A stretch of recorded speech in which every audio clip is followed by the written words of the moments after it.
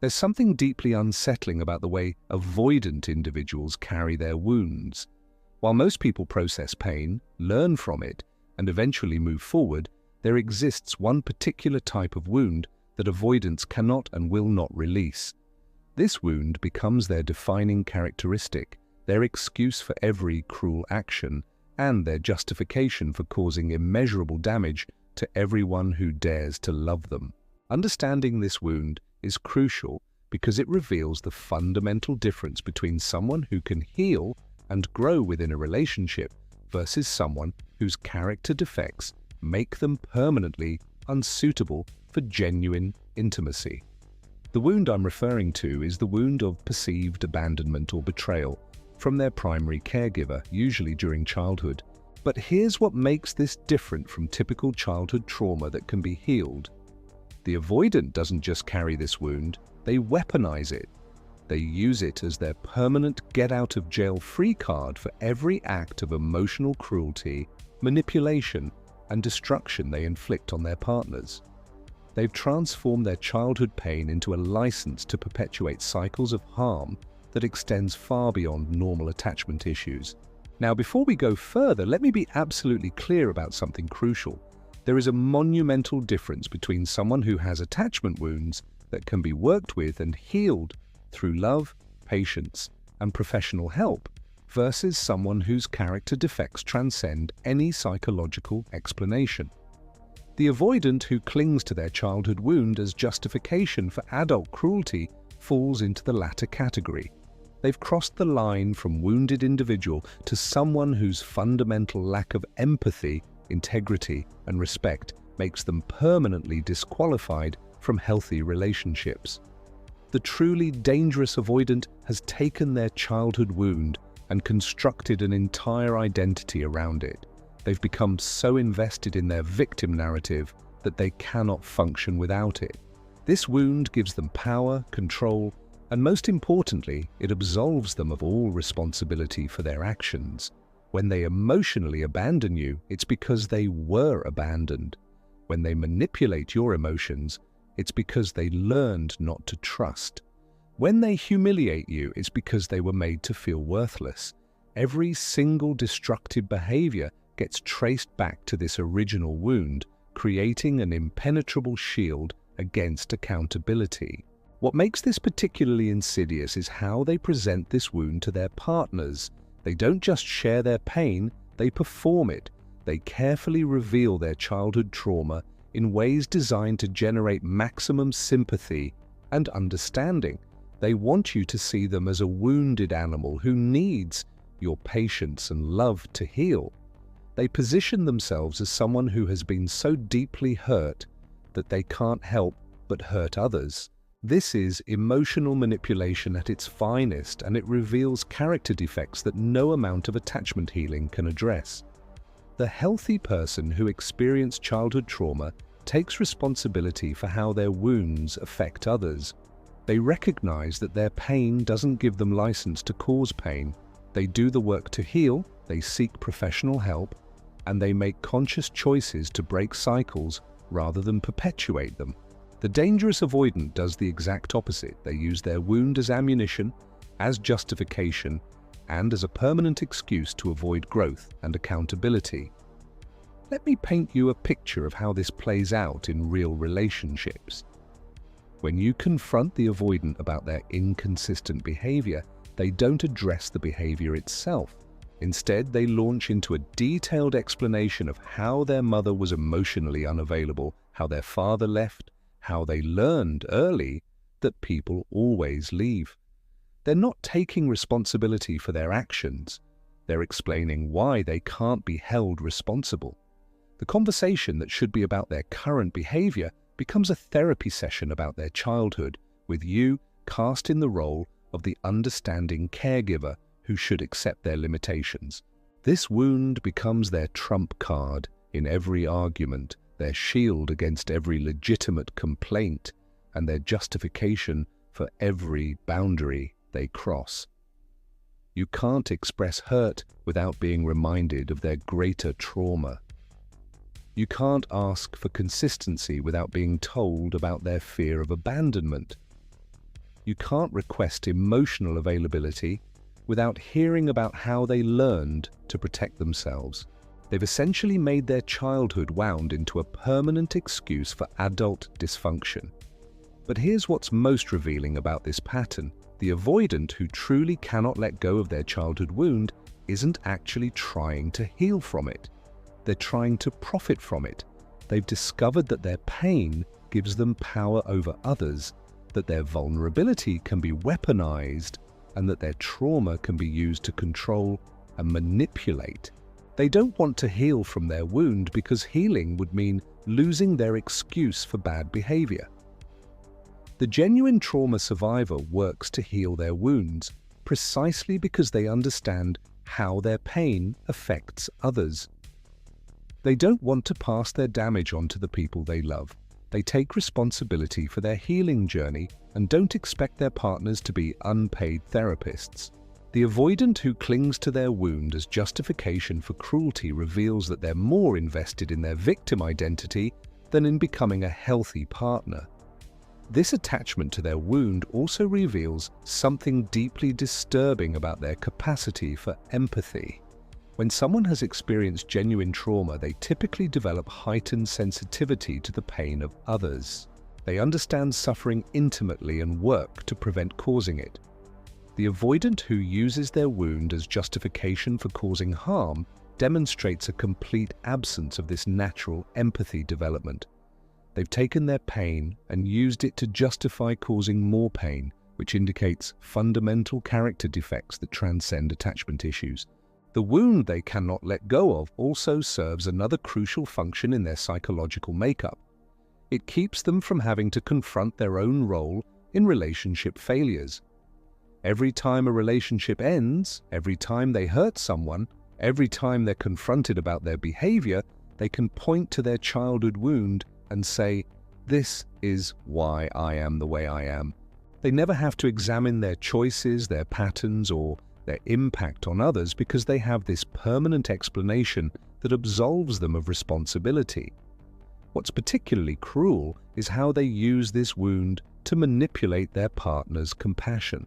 They know that caring, empathetic people will respond to perceived suffering with patience and understanding.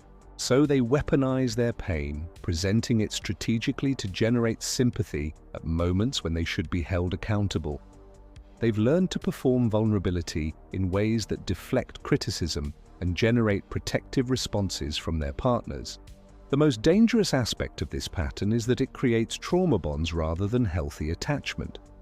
When someone constantly presents themselves as wounded and in need of healing, it triggers the caregiver instincts in their partners. But this isn't mutual vulnerability that builds intimacy. It's one-sided emotional manipulation that creates codependent dynamics.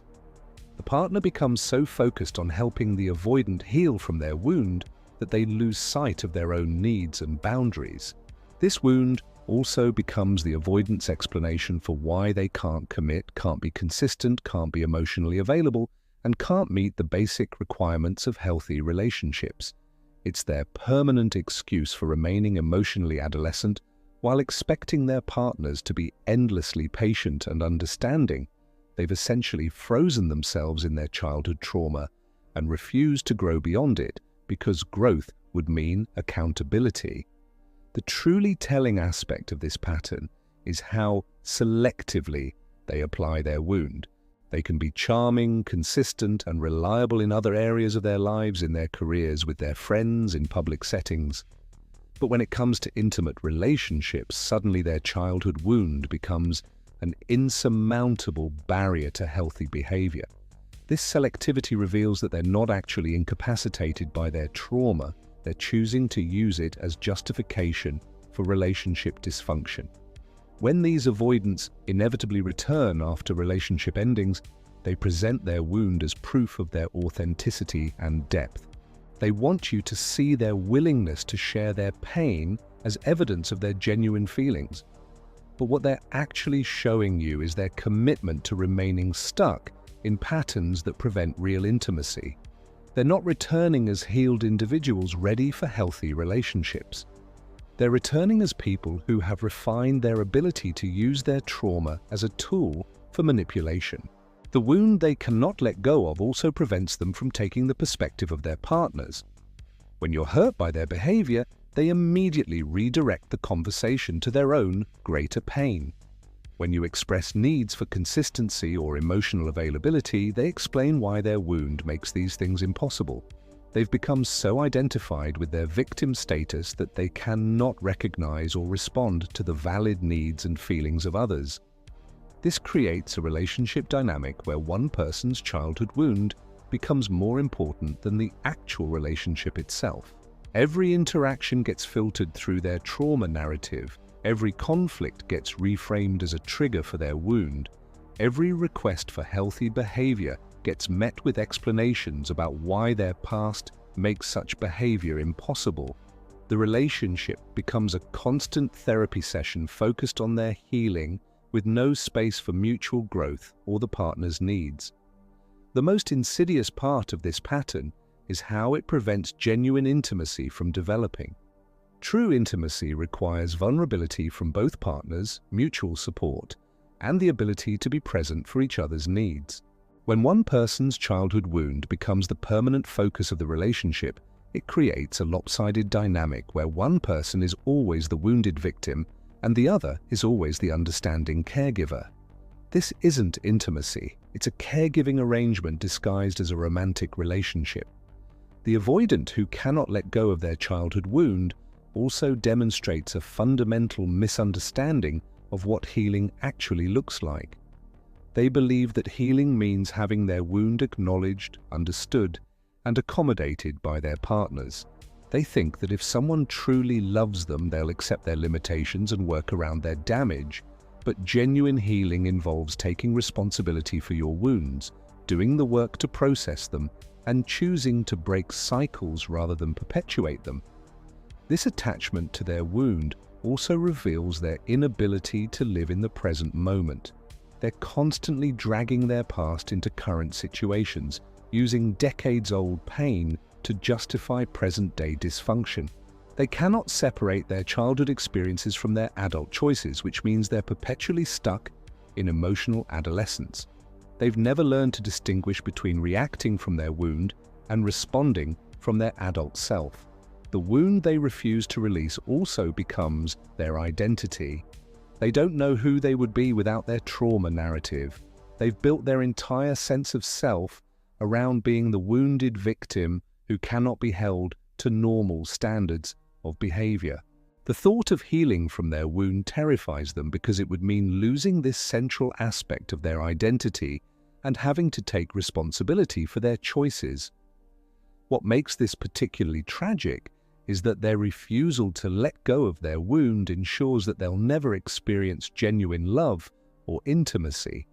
They're so busy protecting their wound and using it as a shield that they cannot be present for real connection. They've chosen their trauma over their relationships, their victim identity over their capacity for growth, and their past over their future. The partner who gets involved with someone who cannot let go of their childhood wound inevitably becomes a casualty of this dynamic. They find themselves constantly walking on eggshells, perpetually understanding and accommodating, endlessly patient with behavior that should be unacceptable. They become so focused on helping the avoidant heal that they lose themselves in the process. This is why recognizing this pattern is crucial for anyone considering reconciliation with an avoidant ex-partner. If they return and immediately begin explaining their behavior through the lens of their childhood wound, if they present their trauma as justification for their actions, if they expect you to be endlessly patient with their limitations, they're showing you that they haven't changed. They're still using their wound as a tool for manipulation and control. The healthy person who has experienced childhood trauma takes a completely different approach. They acknowledge their wounds without using them as excuses. They take responsibility for their healing journey. They recognize that their pain doesn't give them license to cause pain. They do the work to break cycles rather than perpetuate them. They understand that true love involves becoming the best version of themselves, not expecting others to accommodate their dysfunction. The fundamental difference between someone who can heal from attachment wounds and someone whose character defects make them permanently unsuitable for relationships lies in their relationship with their own trauma. The person who can heal takes responsibility for their wounds and works to overcome them. The person with character defects uses their wounds as weapons and excuses, revealing a fundamental lack of empathy and integrity that cannot be addressed through attachment healing. The avoidant who cannot let go of their childhood wound has made a choice. They've chosen to remain stuck in their trauma rather than work through it. They've chosen to use their pain as justification for causing pain. They've chosen their victim identity over their capacity for growth and genuine connection. This isn't an attachment issue that can be healed through love and patience. It's a character defect that disqualifies them from healthy relationships. The wound they cannot let go of haunts them years later, not because they haven't had opportunities to heal, but because they've chosen not to heal. They've discovered that their wound serves them better as a tool for manipulation and control than as an opportunity for growth and connection. They've made their childhood pain into their adult identity, and they have no intention of changing because change would mean accountability. This is why you must recognize this pattern and refuse to be drawn into it. When someone presents their childhood wound as justification for adult dysfunction, when they expect you to be endlessly understanding of behavior that should be unacceptable, when they use their trauma as a shield against accountability, they're showing you exactly who they are. They're not a wounded soul who needs your love to heal. They're a person who has chosen to weaponize their pain rather than heal from it. The wound they cannot let go of reveals everything you need to know about their character, their capacity for growth, and their suitability for genuine, intimate relationships. It shows you that they've chosen to remain stuck in patterns that prevent real connection, that they're more invested in their victim identity than in becoming a healthy partner, and that they will use their trauma as justification for any amount of emotional cruelty. Don't be fooled by their vulnerability or moved by their pain. The person who truly cannot let go of their childhood wound has made that choice deliberately because it serves their needs better than healing would. They've shown you exactly who they are and what they're capable of. Believe them and protect yourself accordingly. Show no mercy to those who have chosen to weaponize their wounds rather than heal from them.